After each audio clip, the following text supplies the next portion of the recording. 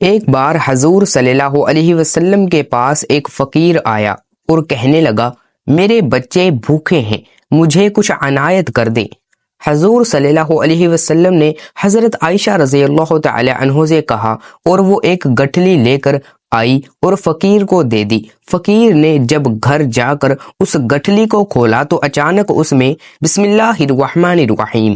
رسول اللہ صلی اللہ علیہ وسلم مسلسل کئی راتیں بھوک کی حالت میں گزار دیتے اور آپ صلی اللہ علیہ وسلم کی ازواج کو رات کا کھانا نصیب نہ ہوتا اور اکثر و بیشتر ان کی روٹی جو کی ہوا کرتی تھی۔ اس طرح حضرت عائشہ اپنے گھر کی معاشی حالت کو بیان کرتے ہوئے فرماتی ہیں کہ رسول اللہ صلی اللہ علیہ وسلم کے گھر والوں نے جو کی روٹی سے بھی 2 دن تک مسلسل پیٹ نہیں بھرا، یہاں تک کہ رسول اللہ صلی اللہ علیہ وسلم اس دنیا سے اٹھا لیے گئے۔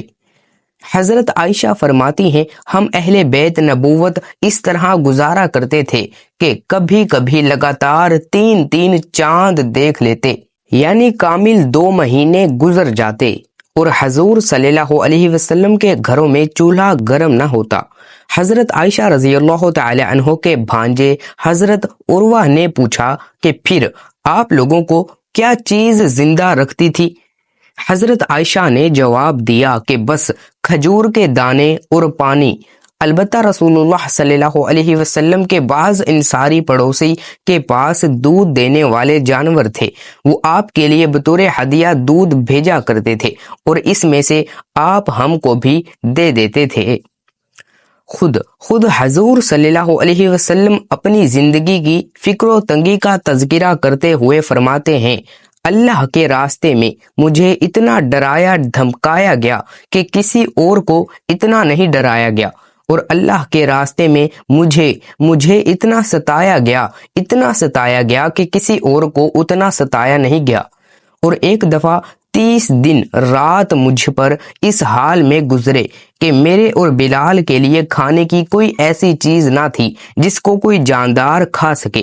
تو دوستو، اگر ابھی تک آپ لوگوں نے ہمارے اس چینل کو سبسکرائب نہیں کیا تو جلدی سے سبسکرائب کے بٹن کو دبا دیں اور ساتھ بیل آئیکن کے بٹن کو بھی ضرور دبا دینا تاکہ ہر آنے والی نئی ویڈیو کا نوٹیفیکیشن آپ تک پہنچتا رہے۔ حوصلہ افزائی کے لیے ویڈیو کو ایک لائک اور کمنٹس کے اندر اللہ تعالیٰ کے 99 ناموں میں سے صرف ایک نام ثواب کی نیت سے ضرور ٹائپ کر دیجیے گا، اور اس ویڈیو کو شیئر بھی کر دیجیے گا صدقہ جاریہ سمجھ کر، بجز اس کے جو بلال نے اپنے بغل میں دبا رکھا تھا۔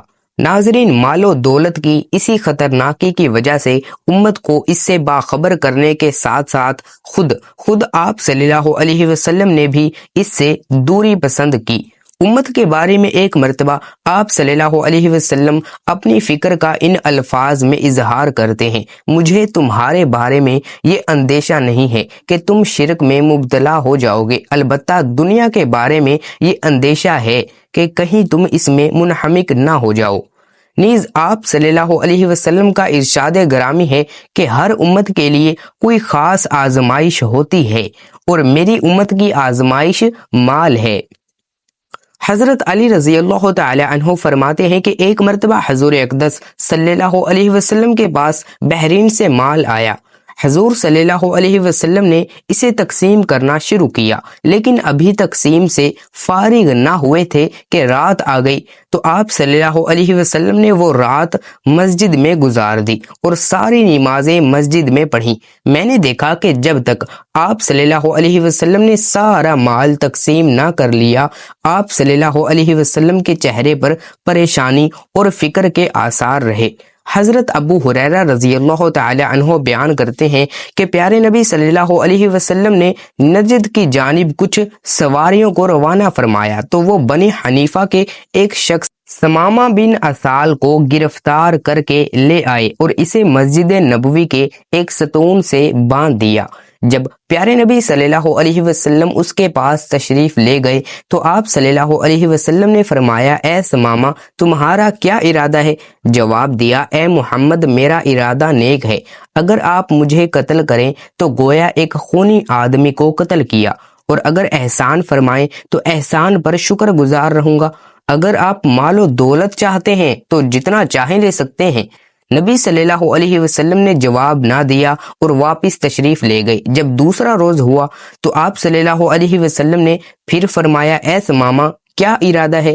اس نے وہی جواب دیا جو پہلے دے چکا کہ اگر احسان فرمائیں تو ایک شکر گزار بندے پر احسان ہوگا۔ آپ صلی اللہ علیہ وسلم اسے دوبارہ چھوڑ کر چلے گئے اور اگلے روز پھر فرمایا، اے ثمامہ کیا خیال ہے؟ کہنے لگے کہ مجھے جو کہنا تھا کہہ چکا ہوں۔ آپ صلی اللہ علیہ وسلم نے حکم دیا کہ ثمامہ کو چھوڑ دو۔ ثمامہ رضی اللہ تعالی عنہ نبی صلی اللہ علیہ وسلم کے اس حسن اخلاق سے اتنا متاثر ہوا کہ وہاں سے چلا اور مسجد کے قریب ایک باغ میں جا کر غسل کر کے مسجد نبوی میں آیا اور کلمہ پڑھ کر مسلمان ہو گیا اور کہنے لگا، میں گواہی دیتا ہوں کہ اللہ تعالیٰ کے سوا کوئی عبادت کے لائق نہیں اور محمد صلی اللہ علیہ وسلم اللہ کے سچے رسول ہیں۔ اے محمد، خدا کی قسم مجھے روئے زمین پر کسی سے اتنی نفرت نہیں تھی جتنی آپ سے تھی، لیکن آج مجھے آپ کا چہرہ سب چہروں سے زیادہ محبوب ہو گیا ہے۔ خدا کی قسم آپ کے اسلام سے زیادہ مجھے کوئی دین ناپسند نہ تھا، لیکن آج میرے لیے آپ کا دین تمام ادیان سے زیادہ پیارا ہو گیا ہے۔ خدا کی قسم مجھے آپ کے شہر سے زیادہ ناپسند کوئی شہر نہ تھا، لیکن آج میری نظروں میں آپ کا شہر تمام شہروں سے زیادہ پیارا ہے۔ آپ کے سواروں نے مجھے گرفتار کر لیا، حالانکہ میں عمرہ کے ارادے سے جا رہا تھا۔ اب اس بارے میں آپ کا حکم کیا ہے؟ حضور نبی صلی اللہ علیہ وسلم نے اسے بشارت دی اور فرمایا کہ وہ عمرہ کرے۔ جب وہ مکہ مکرمہ پہنچا تو کسی نے اس سے کہا، کیا تم بے دین ہو گئے ہو؟ جواب دیا، نہیں، بلکہ میں تو محمد مصطفیٰ صلی اللہ علیہ وسلم کے دست اقدس پر مسلمان ہو گیا ہوں۔ خدا کی قسم اب تمہارے پاس پیارے نبی صلی اللہ علیہ وسلم کی اجازت کے بغیر میرے شہر یمامہ سے گیہوں کا ایک دانہ بھی نہیں پہنچے گا۔ حضرت جابر بن عبداللہ رضی اللہ تعالی عنہ فرماتے ہیں کہ ایک دفعہ ہم نے پیارے نبی صلی اللہ علیہ وسلم کے ہمراہ نجد کی جانب سفر جہاد کیا۔ پھر پیارے نبی صلی اللہ علیہ وسلم اور ہم بڑے کانٹے دار درختوں والی وادی میں پہنچے۔ آپ صلی اللہ علیہ وسلم ایک درخت کے نیچے جلوہ افروز ہوئے اور اپنی تلوار اس درخت کی ایک شاخ کے ساتھ لٹکا دی۔ باقی اصحاب آرام کی غرض سے دوسرے درختوں کے سائے میں ادھر ادھر بکھر گئے۔ پھر جب صحابہ حضور صلی اللہ علیہ وسلم کے پاس آئے تو حضور نبی اکرم صلی اللہ علیہ وسلم نے فرمایا کہ جب میں سو رہا تھا تو میرے پاس ایک شخص آیا اور اس نے تلوار اٹھا لی۔ جب میں بیدار ہوا تو دیکھا کہ وہ شخص میرے سر پر کھڑا تھا۔ میں نے دیکھا کہ وہ شخص ہاتھ میں سونتی ہوئی تلوار لے کر کھڑا ہے۔ اس نے مجھ سے پوچھا، اے محمد، اب آپ کو مجھ سے کون بچائے گا؟ میں نے جواب دیا، اللہ۔ پھر اس نے دوسری مرتبہ کہا، آپ کو مجھ سے کون بچائے گا؟ میں نے کہا، اللہ۔ یہ سن کر وہ خوف زدہ ہوا اور تلوار نیچے گرا دی۔ سو وہ شخص یہ بیٹھا ہے۔ پھر آپ صلی اللہ علیہ وسلم نے اس سے انتقام بھی نہیں لیا۔ ایک دفعہ کا ذکر ہے کہ نبی کریم صلی اللہ علیہ وسلم اپنے گھر میں جلوہ فرما تھے۔ اسی دوران ایک سوالی آیا اور آ کر عرض کرنے لگا، یا رسول اللہ صلی اللہ علیہ وسلم، میں فقیر آدمی ہوں، میرے بہت سے بال بچے ہیں، اللہ تعالیٰ کے لیے مجھے کوئی چیز عنایت کریں جسے میں اپنے بال بچوں کے لیے گھر لے جا سکوں۔ نبی کریم صلی اللہ علیہ وسلم نے اپنی زوجہ محترمہ حضرت عائشہ صدیقہ رضی اللہ تعالی عنہ سے فرمایا، عائشہ دیکھو گھر میں کوئی چیز ہے تو اس سوالی کو دے دو۔ حضرت عائشہ صدیقہ رضی اللہ تعالی عنہا گھر کے اندر تشریف لے گئیں اور تھوڑی دیر کے بعد واپس آ کر عرض کرنے لگیں، یا رسول اللہ صلی اللہ علیہ وسلم، گھر میں تو اس وقت کوئی چیز نہیں جو سوالی کو دی جا سکے۔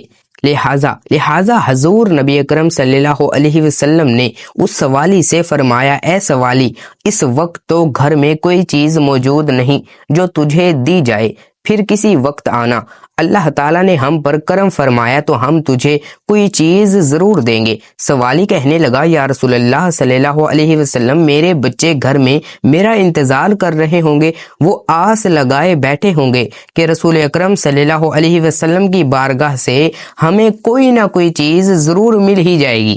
لہٰذا کاشانہ نبوت میں سے اگر گھر خالی ہاتھ واپس گیا تو ان کی امید ٹوٹ جائے گی اور مجھے یہ اچھا نہیں لگتا۔ حضور اکرم صلی اللہ علیہ وسلم نے حضرت عائشہ رضی اللہ تعالی عنہ سے فرمایا کہ جاؤ ایک بار پھر دیکھو، کوئی چیز ہو تو لے آؤ۔ حضرت عائشہ صدیقہ رضی اللہ تعالی عنہا ایک بار پھر اندر تشریف لے گئیں اور بڑی احتیاط سے گھر کا کونا کونا چھان مارا کہ کوئی چیز ایسی مل جائے جو نبی کریم صلی اللہ علیہ وسلم اس سوالی کو دے سکیں اور وہ در نبوت سے ناکام نہ لوٹیں، لیکن کوئی ایسی چیز نہ مل سکی۔ حضرت عائشہ صدیقہ رضی اللہ تعالی عنہ نے آ کر عرض کی، یا رسول اللہ صلی اللہ علیہ وسلم، قسم ہے اس ذات کی جس نے آپ کو سچا نبی بنا کر بھیجا، میں نے بڑی احتیاط سے گھر میں دیکھا مگر اس کھجور کی گٹھلی کے سوا گھر میں کوئی چیز نہیں ملی جو آپ صلی اللہ علیہ وسلم اس سوالی کو دے سکیں۔ آپ صلی اللہ علیہ وسلم نے حضرت عائشہ صدیقہ رضی اللہ تعالی عنہ کے ہاتھ سے کھجور کی وہ گٹھلی لے کر اس سوالی کو عطا کر دی اور فرمایا، اے سوالی ناراض مت ہونا، کیونکہ میرے گھر میں اس وقت صرف یہی ایک گٹھلی ہے، اس کے سوا اور کوئی چیز نہیں جو میں تمہیں دے سکوں۔ اس سائل نے وہ گٹھلی لی اور گھر واپس چلا گیا۔ گھر جا کر اس نے کہا کہ اللہ تعالیٰ کے نبی کے گھر میں بھی اس گٹھلی کے سوا کچھ نہیں جو آپ صلی اللہ علیہ وسلم ہمیں عنایت فرما دیتے۔ یہ سن کر وہ سب رونے لگ گئے۔ پھر جب انہیں بھوک نے خوب ستایا اور بھوک کی وجہ سے نڈھال ہونے لگے تو اچانک اس آدمی نے وہی گٹھلی اپنے منہ میں رکھی اور اسے چوسنے لگا۔ اس نے محسوس کیا کہ اس گٹھلی میں سے دودھ اور شہد نکل کر اس کے حلق میں داخل ہو رہا ہے۔ وہ کافی دیر تک اس گٹھلی میں سے دودھ اور شہد چوستا رہا۔ پھر جب وہ سیر ہو گیا تو اس نے اپنی بیوی سے کہا، بڑی حیرانگی کی بات ہے کہ اس گٹھلی میں سے دودھ اور شہد نکلتا ہے، لو تم بھی چوس کر دیکھ لو۔ یہ کہہ کر اس نے گٹھلی اپنی بیوی کو دے دی۔ اس نے وہ گٹھلی منہ میں رکھی تو واقعی اس میں سے دودھ اور شہد نکلنے لگا۔ اس طرح جب وہ سیر ہو گئی تو باری باری سب گھر والوں نے اس گٹھلی کو چوس کر دودھ اور شہد سے اپنی بھوک مٹا لی اور اللہ تعالیٰ کا شکر ادا کیا۔ پھر انہوں نے اس گٹھلی کو تبرک سمجھ کر کہ یہ حضور نبی اکرم صلی اللہ علیہ وسلم کے گھر سے حضور صلی اللہ علیہ وسلم کے ہاتھ سے چھو کر آئی ہے، اسے کپڑے میں لپیٹ کر رکھ لیا۔ جب دوسرا دن ہوا اور عورت کو بھوک لگی تو اس گٹھلی کا خیال آیا، لہٰذا وہ گئی اور جس کپڑے میں اسے لپیٹ کر رکھا تھا وہ اٹھا کر لے آئی، اور جب اس نے کپڑے کو کھول کر دیکھا تو وہی گٹھلی سرخ یاقوت بن چکی تھی جس کی روشنی سے سارا گھر جگمگانے لگا۔ وہ بڑی حیران ہوئی۔ بہرحال اس نے وہ گٹھلی لی اور بازار چلی گئی جہاں اس نے اسے 60,000 درہم کے عوض بیچ دیا۔ اس طرح نبی کریم صلی اللہ علیہ وسلم کی برکت سے ان کی بھوک بھی ختم ہو گئی اور افلاس و تنگ دستی بھی۔ حضرت جابر رضی اللہ تعالی عنہ سے روایت ہے کہ کبھی ایسا نہ ہوا کہ رسول صلی اللہ علیہ وسلم سے کسی چیز کا سوال کیا گیا ہو اور آپ نے جواب میں نہیں فرمایا ہو۔ بہت سارا مال موجود ہو تو دینا آسان بھی ہے، لیکن قربان جائیں آپ صلی اللہ علیہ وسلم پر کہ خود فکر و تنگی کی زندگی گزارنے کے باوجود آپ کے در سے کبھی کوئی سائل واپس نہ جاتا، حتیٰ کہ اگر آپ کے پاس سائل کی مراد پوری کرنے کے لیے کچھ نہ ہوتا تو قرض منگوا کر اس کی مراد پوری کرتے۔ حضرت عمر رضی اللہ تعالی عنہ فرماتے ہیں کہ ایک شخص نے حضور صلی اللہ علیہ وسلم کی خدمت میں حاضر ہو کر سوال کیا کہ اسے کچھ دیجیے۔ آپ صلی اللہ علیہ وسلم نے فرمایا، تمہیں دینے کے لیے اس وقت میرے پاس کچھ بھی نہیں ہے، البتہ تم ایسا کرو کہ میری طرف سے کوئی چیز ادھار خرید لو، جب میرے پاس کچھ آئے گا تو میں اسے ادا کر دوں گا۔ اللہ پاک ہمیں بھی آپ صلی اللہ علیہ وسلم کی طرح بھوکے کو کھانا کھلانے والا، غم خوار کے غم میں شریک ہونے والا، یتیموں کے سر پر ہاتھ رکھنے والا اور ساری مخلوق سے محبت کرنے والا بنائے۔ اللہ پاک ہمیں بہتر عمل کرنے کی توفیق عطا فرمائے۔ اللہ پاک میری اور آپ کی بخشش فرمائے، آمین یا رب العالمین۔ ناظرین، کومنٹ باکس میں اللہ تعالیٰ کے 99 ناموں میں سے صرف ایک نام 99 ناموں میں سے صرف ایک نام ثواب کی ٹائپ سے ایک نام ضرور لکھ دیجیے گا۔ تو دوستو اگر ابھی تک آپ لوگوں نے اس islamic channel Owais islamic world کو سبسکرائب نہیں کیا تو جلدی سے سبسکرائب کے بٹن کو دبا دیں اور ساتھ ساتھ بیل آئیکن کو بھی ضرور دبا دینا، اور ویڈیو کو حوصلہ افزائی کے لیے ایک لائک کر دیں، ان اسلامک ویڈیوز کو لائک کر دیا کریں، اور اس ویڈیو کو شیئر بھی لازمی کیا کریں، اور ان اسلامک ویڈیوز کو ہر روز دیکھ لیا کریں اور اپنے علم میں اضافہ کیا کریں۔ ان اسلامک ویڈیوز کو نہیں دیکھو گے تو کیا دیکھو گے، یہی کچھ کام آئے گا۔ تو اللہ پاک ہمیں نیک بنائے، ہمیں 5 وقت کی نماز پابندی کے ساتھ پڑھنے کی توفیق عطا فرمائے، ہمیں ایمان والا بنائے، ہمیں نیک عمل کرنے کی توفیق عطا فرمائے، ہمیں قرآن پاک پڑھنے کی توفیق عطا فرمائے، ہمیں نیک عمل کرنے کی توفیق عطا فرمائے۔ اللہ پاک ہم سب کا حامی و ناصر ہو، ہم سب کو اپنے حفظ و ایمان میں رکھے۔ السلام علیکم ورحمۃ اللہ وبرکاتہ۔